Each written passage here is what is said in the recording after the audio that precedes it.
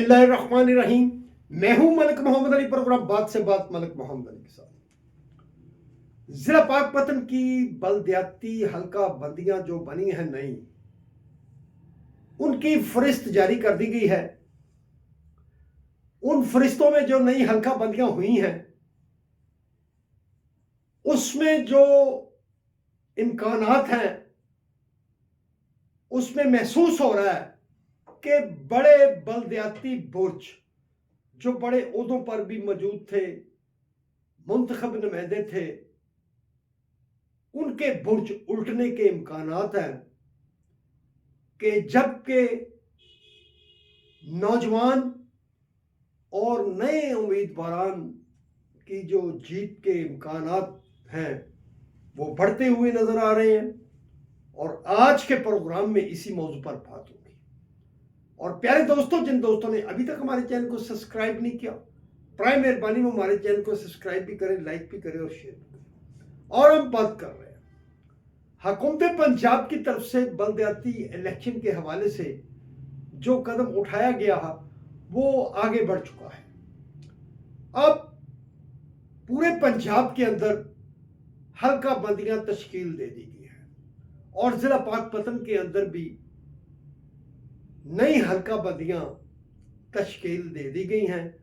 और इन हल्का बंदियों में जो यूनियन काउंसिल बुलाई गई हैं, जैसे जो शहरों के अंदर अर्बन काउंसिलें कहा जाएगा उन्हें, जबकि देहात के अंदर उन्हें देहाती काउंसिल कहा जाएगा।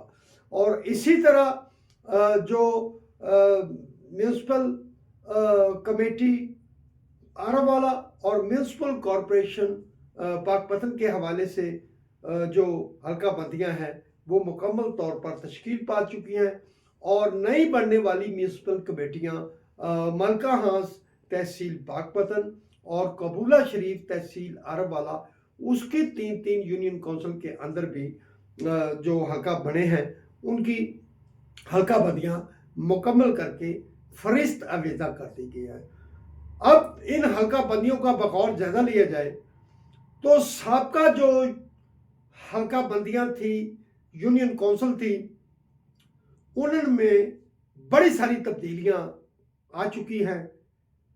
कई यूनियन काउंसिलें जो पहले एक यूनियन काउंसिल थी, ऐसे महसूस हो रहा है कि जैसे उनके देहात भी इस तरह कर दिए गए और इसी तरह शहर के अंदर जो वार्ड्स और महल्ले थे वो भी मुख्तलिफ यूनियन काउंसिलों में तब्दील होकर रह गए।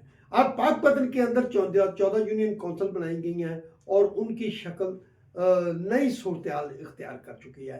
इसी तरह तहसील पाकपतन के अंदर 44 यूनियन काउंसिल बनाई गई और अरबवाला के भी अंदर इसी तरह जो 41 काउंसिलें वो तश्कील दी गई देहाती। और जो हम बात कर रहे हैं बड़े बलदियाती बुर्जों की, वो बुर्ज हैं जो साबका बलदियाती इलेक्शन के अंदर जो 2015 के अंदर इलेक्शन हुए थे, बड़े ओहदों पर पहुंच गए थे, कई यूनियन काउंसिलों के चेयरमैन बन गए थे, कोई दूसरे बड़े ओहदों पर मौजूद थे, जैसे तहसील आरावाला के अंदर, तहसील पाकपतन के अंदर, डिस्ट्रिक्ट काउंसिल के अंदर।